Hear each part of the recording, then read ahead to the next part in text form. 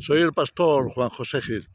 Se dice que cuando Jesús caminaba allá en Israel, más concretamente en Galilea, alrededor del mar de Galilea, hizo muchísimos milagros y sabemos que están registrados en los evangelios y que realmente fue así. Los registros no solamente son los que están en los evangelios, sino el testimonio de tanta gente que después pudo hablar, pudo escribir, pudo, repito, dar testimonio de que esos acontecimientos eran sin duda reales.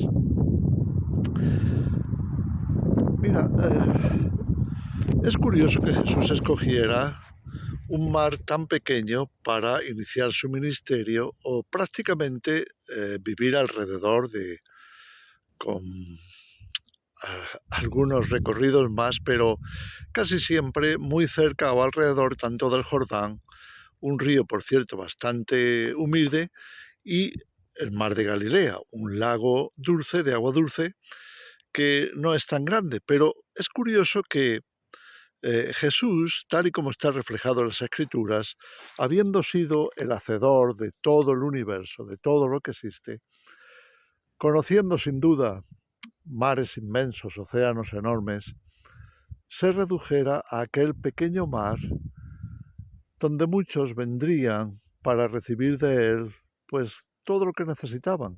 Y eso incluía sanidades, incluía liberaciones, incluía pues todo tipo de milagro o acción divina que para el hombre fueran totalmente imposibles. En fin, sabemos que aquello fue una época tremenda de cómo el Mesías se manifestó a Israel y cómo el Mesías estuvo enseñando y derramándose hasta dar su vida incluso. Bueno, en los evangelios, curiosamente, solo hay 3 momentos en los que se presenta a Jesús relacionado con aquel mar, el mar de Galilea. Uno está en Mateo 14, otro está eh, si no recuerdo mal, es Marcos 4 y otro es en Lucas 5. Me estoy refiriendo a esos 3 pasajes en la Escritura en los que Jesús está directamente en el mar, no solamente paseando por el lado del mar o ministrando o ayudando a las personas en las inmediaciones, sino metido en el mar. Es curioso porque más que lo miro, más que lo analizo, más me doy cuenta de que Jesús escogiera esos 3 momentos para explicar algo muy profundo y que íbamos a necesitar siempre, pero quizá hoy más que nunca.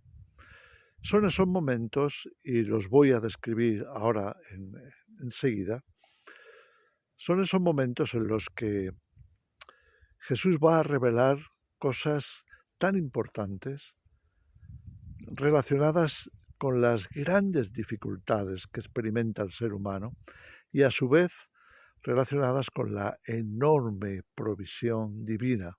Muchas veces pasamos de largo por estos acontecimientos, siempre nos admiramos porque cuando Dios obra a través de Jesús, pues hace cosas inconcebibles para nosotros como seres humanos, que ahora, sin embargo, sí que los podemos ver con otros ojos, supuesto que al estar en Cristo sabemos que Él nos transfiere no solo su identidad. Acordaros que Él decía hacer estas cosas en mi nombre o pedir en mi nombre. Él nos transfiere esa gracia, ese poder de Dios. Y también, sin duda, Él se pone en nuestra posición y por eso escoge ser humano, para que nos demos cuenta de que, siendo humanos, la gracia y el poder de Dios son o están disponibles para nosotros. Bien, mira, uno de esos pasajes es la pesca milagrosa. Jesús se ha acercado a la orilla del lago se conoce también como el lago de Tiberíades o el lago de Genesaret o el mar de Galilea, y hay una multitud de gente que ha venido porque le necesita y están esperando recibir su apoyo, su ayuda, su liberación. Y entonces lo que él va a hacer es decirle a algunos de los que eran sus primeros discípulos, como Pedro, su hermano Andrés, Juan, Santiago, seguramente estarían todos ahí porque aparecen en la escena. Y mira, en esta situación lo que ocurre es que Jesús le va a pedir a los discípulos que le dejen una barca para adentrarse un poco en el agua y desde ahí poder hablar a más gente, poder alcanzar a una multitud que le pudiera escuchar, estando un poquito a la distancia. Y después de esto, es curioso porque él ministra allí con las enseñanzas del Evangelio, que casi siempre iban acompañadas de algún milagro, algún prodigio, alguna cosa que, repito, que manifestaba la gracia inmensa de Dios para la humanidad. Entonces, cuando él ha acabado de hablar, le va a decir a Pedro que se adentren con la barca porque van a pescar. Y Pedro dice, maestro, lo hemos intentado durante toda la noche, todavía estamos cansados de estar intentándolo. Y bueno, Pedro reflexiona, dice, pero bueno, en tu palabra voy a hacerlo. Y entonces Jesús le dice a Pedro que arroje las redes en un punto determinado. ¿Y qué ocurre? Que hay tal cantidad de peces recogidas en aquellas redes que tienen que llamar a los otros compañeros, pescadores también, para que vengan con su barca y entre las dos barcas poder sacar aquella inmensa cantidad de peces. Nos dice que eran tantos que se llenaron las barcas hasta peligrar el hundirse. Bueno, esta es una de esas escenas, creo que es la primera dentro de la sucesión de acontecimientos en el mar o en el lago. Este es el primero de esos milagros, hasta el punto que Pedro se queda asombrado y dice, Señor, apártate de mí que soy un pobre, miserable pecador. Para mí, la importancia tan tremenda que tiene toda esa escena con su simbología, sin duda espiritual, es que aquel mar está representando de alguna forma el salir de tierra, es decir, el salir de lo firme, el salir del sistema, el salir de aquello a lo que estaban acostumbrados para su provisión. Los pescadores estaban acostumbrados a pescar, sin duda, y vivían de eso. Pero en ese momento Jesús toma ese paso, a mi entender, para explicar que aunque no estés en tierra firme, aunque no te sientas seguro, aunque no pises tu ámbito, eh, puedes confiar en el Señor. Y que si sigues su dirección, ese lugar, al parecer tan extraño para los que no eran pescadores, pues se iba a convertir en un lugar de milagros, en un lugar en el que la provisión sería sobreabundante. Y yo me pregunto, ¿no ese es el mensaje que Jesús nos quería dejar? Que incluso cuando no pisemos esa tierra firme a la que estamos acostumbrados, cuando estemos en circunstancias que no controlamos del todo, que no es nuestro medio natural y que nos da cierto temor, cierto miedo, y nos alejamos, que mientras vayamos con Jesús, Él nos va a indicar dónde está el alimento, dónde está el sustento, de manera que nos podamos sentir como seguros, que no estamos equivocados, que hemos dejado lo seguro, la tierra firme, pero no estamos lejos de Jesús, no estamos fuera de su voluntad, al contrario, Él está con nosotros y Él nos va a proveer indicándonos cómo hacerlo. Eso por una parte. Luego, fijaros, el siguiente episodio es el de la tormenta. Jesús se adentra con sus discípulos diciéndoles, bueno, vamos a ir a otra parte del mar de Galilea, porque estaban haciendo como una especie de ruta, utilizando el mar como forma de llegar lo antes posible para poder recorrer toda la región, toda la zona. Y dice que fueron sorprendidos por una tormenta. El mar se agitó, las olas crecieron, que el mar de Galilea, aunque sea un mar pequeño, tiene también tempestades y grandes olas. Y bueno, los discípulos realmente están preocupados porque el agua está entrando en la barca y al parecer por un momento pues piensan que tienen que ir a pedir ayuda a Jesús. Jesús está durmiendo. Seguramente ya llevaban mucho tiempo visitando lugares, enseñando, sanando, en fin, moviéndose por toda aquella área. Y Jesús se había quedado dormido, quizá pues por cansancio y por el movimiento propio de la barca, pues finalmente se había caído rendido, como se dice. Pero la tormenta está arreciando, el aire sopla más fuerte, las olas amenazan el hundimiento porque dice que estaban achicando agua. Y fijaros cómo despiertan a Jesús con la angustia de la amenaza de hundirse. Y le dicen, Señor o Maestro, ¿no te importa que perezcamos aquí? Y Jesús entonces va a despertar, levantarse, y en ese momento va a encarar la tormenta y va a ordenar que se calme. Cuando él habla a los discípulos, la pregunta de Jesús es, bueno, ¿dónde está vuestra fe? ¿Por qué os acobardáis de esa forma? ¿Por qué os volvéis tan temerosos? Jesús está diciendo, mira, incluso aunque estemos en las condiciones peores, las más amenazantes, sí, ya estamos fuera de tierra firme y estamos a merced de las olas, pero estamos seguros porque vamos con Jesús, estamos en la barca con Él está con nosotros. Y sí, la cosa recia. Yo me imagino la gran tribulación, me imagino una gran persecución, me imagino una serie de factores que están sacudiendo en ese momento la barca y también el corazón de los discípulos, porque en ese momento están llenos de miedo, llenos de temor. Y la palabra de Jesús va a ser, ¿por qué?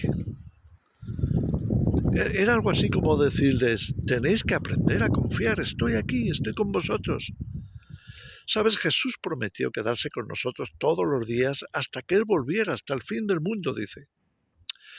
Y entonces se nos olvida, sencillamente porque nuestros ojos están activos y no lo vemos, pero nuestra fe muchas veces está apagada, que es desde donde podríamos verle.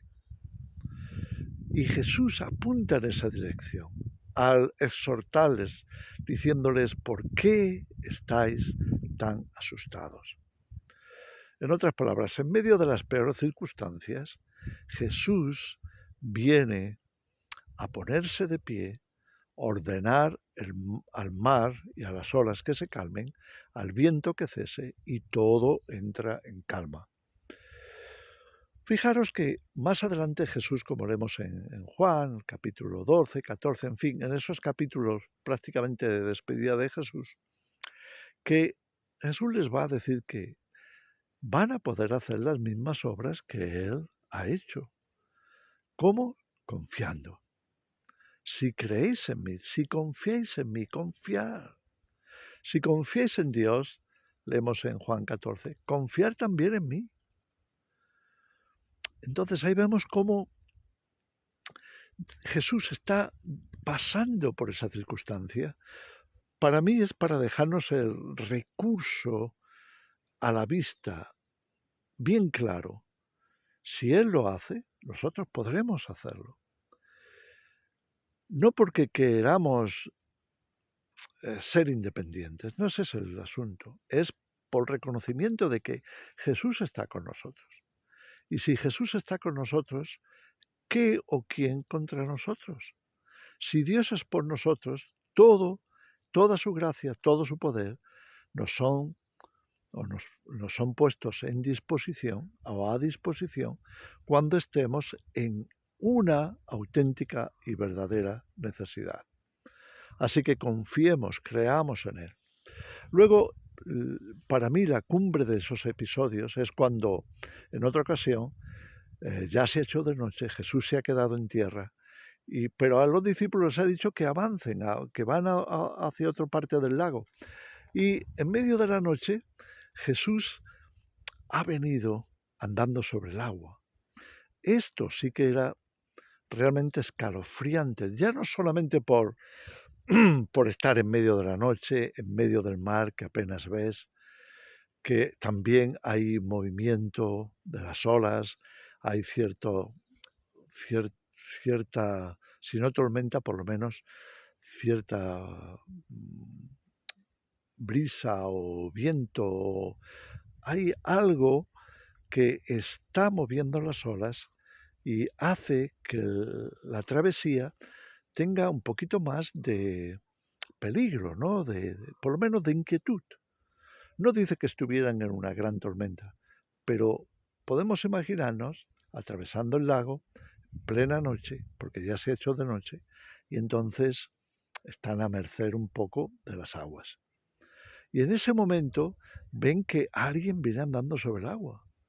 Ellos se asustan, piensan que es su fantasma, ¿qué podría ser?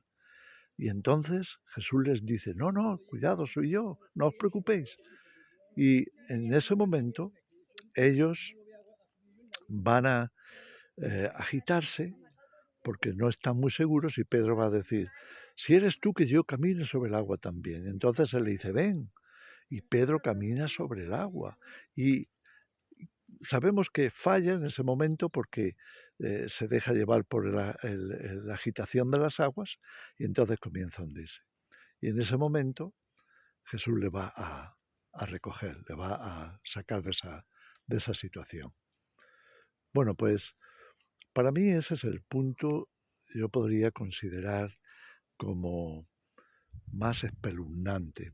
No solamente por el hecho de que pudieran estar presenciando un fantasma en medio del agua, en medio del mar, sino por el mero hecho de que Jesús estuviera caminando por encima del agua. Era algo que jamás habrían visto. Era una situación tremenda. ¿Cómo lo llamaríamos hoy? No sé, lo llamaríamos casi friki, o sea, una cosa que no encaja con la realidad. Entonces, ¿qué va a pasar en esa situación? Bueno, Jesús les quiere enseñar que incluso en los momentos más oscuros de su vida o de la historia, los momentos más inquietantes, preocupantes, en medio de la oscuridad más profunda, a merced del agua, en medio de esa situación y sin Jesús en la barca, podrían esperar que Jesús no tuviera límites para llegar a donde estaban ellos, incluso si tenía que caminar sobre el agua. Y que de esa forma podrían confiar todo el tiempo, siempre, de que estén donde estén o estén como estén, vayan donde vayan, confíen en la provisión divina, confíen en que Jesús va a estar, confíen incluso en que ellos van a hacer lo mismo, van a poder levantarse firmes sobre lo imposible. En fin, estas para mí son lecciones tremendas que tenemos que tener en cuenta. Estamos en los días finales y estamos expuestos a atravesar momentos tremendamente difíciles, completamente dificultosos, y vamos a necesitar tener una confianza plena en Jesús, no solamente en Él como persona, sino en su poder, a nuestro auxilio, en nuestro auxilio, de manera que confiemos plenamente en que Él no nos va a fallar, que Él vendrá y nos salvará, que Él hará lo humanamente imposible y nos ayudará a nosotros a hacerlo también. En fin, os dejo con eso. Creo que es un buen momento de reflexionar en estas cosas. Que el Señor os bendiga.